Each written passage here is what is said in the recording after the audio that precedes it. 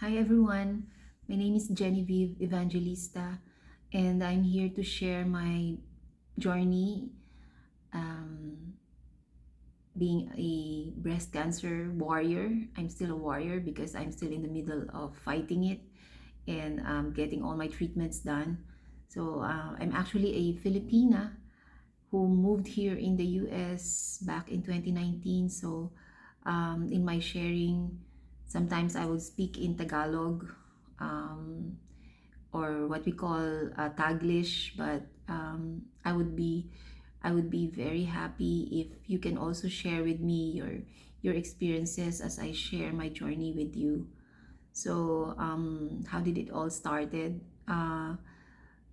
Last year, well, here in the US, every 6 months you have to see your primary care physician. So in the first quarter of last year in 2022, I saw my primary care physician, but I was supposed to do my mammogram, but I didn't do it because I said probably I can do it later because I know there's nothing in my breast.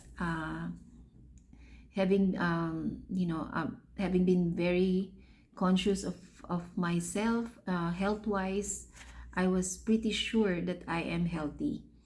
Back in the Philippines, I would have my annual physical exam also with my doctor, and I would get the you know I would finish it with flying colors. Wala akong maintenance, wala akong medicine that I need to take. uh, I would just, use supplements, vitamins, and that's it. I was really, I was feeling very, very healthy. So never did it cross my mind that this would, that I would get this diagnosis. So when I came back in September to see my primary care physician, um, he recommended that I do my mammogram, and so I decided to do the mammogram this time. Um, and to my surprise, the mammogram came back abnormal. And at the time when I went to this clinic first, they had to schedule the ultrasound for another time. So it was actually frustrating because I had this abnormal reading and I have to wait for my ultrasound. But nevertheless, I was able to. Uh, I had a friend who recommended me to go to MD Anderson and told me that once, everything will be done in one day. And true enough, I'm very happy when I came to MD Anderson. Um, they did everything again for me. They did the mammogram and then the ultrasound and then um, the biopsy in one day.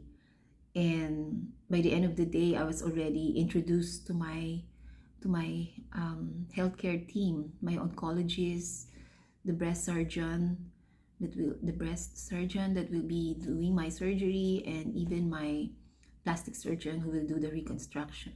Uh, was he there already? Wait, I'm not yet so sure. But anyway, so it happened so fast. It really happened so fast. It's really still fresh in my mind that day.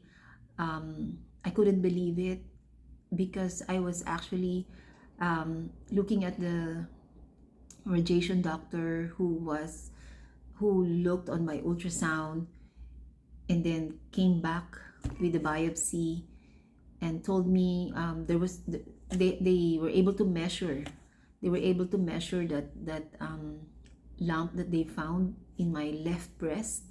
So there was already a measurement, and they did a needle biopsy on it, and it came.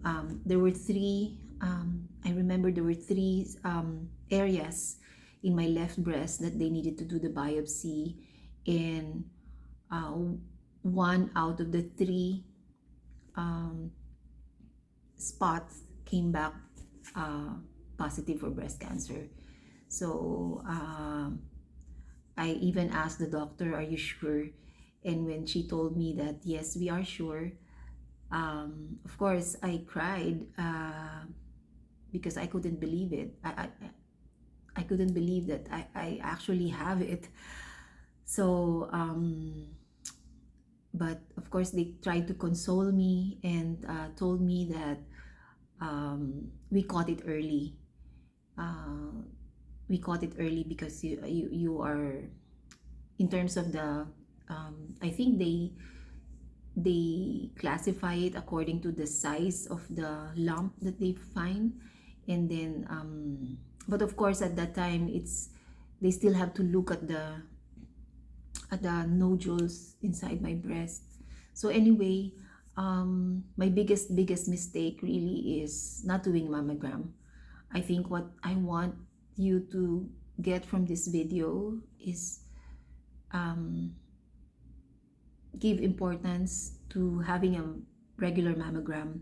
So since I only moved here in 2019, so I should have started doing my mammogram in my 40s. In the Philippines, there was never a conscious effort to campaign for uh, breast cancer diagnosis, I mean mammograms.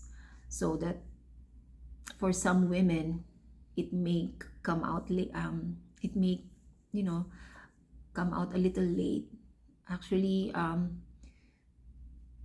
in when I was diagnosed in November, 2 weeks prior that, I had a sorority sister who was about my age who actually died of breast cancer. She was already stage 4.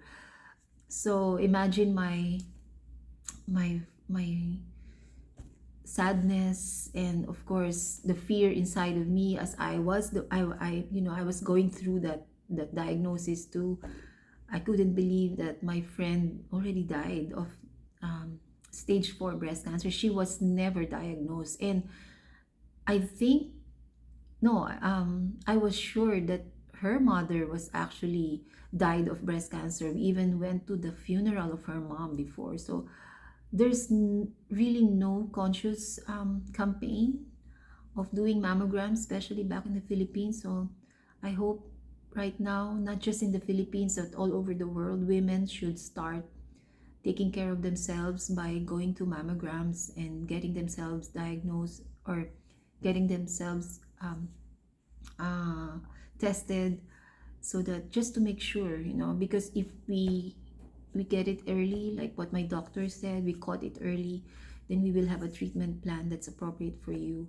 So this channel is something that I have been thinking about for a long time, because um, you wouldn't believe how comforting it is for me to watch all the other women who have shared their journey in YouTube while I was doing all those treatments, my surgery, my chemotherapy, and now about to do my radiation. So I can find strength in all the women that have shared their journey. So this is my way of giving back, because as I go through this special journey of mine, I want to share it to as many people as I can, and hopefully we can help each other, because sharing knowledge or sharing experiences would definitely give us comfort. So that is the objective of why I'm starting this channel of mine. So thank you, and thank you for listening, and hopefully we can all win this battle. But the battle is of God.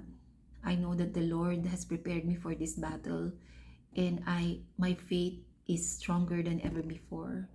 I know that I will overcome this, and we will all be victorious.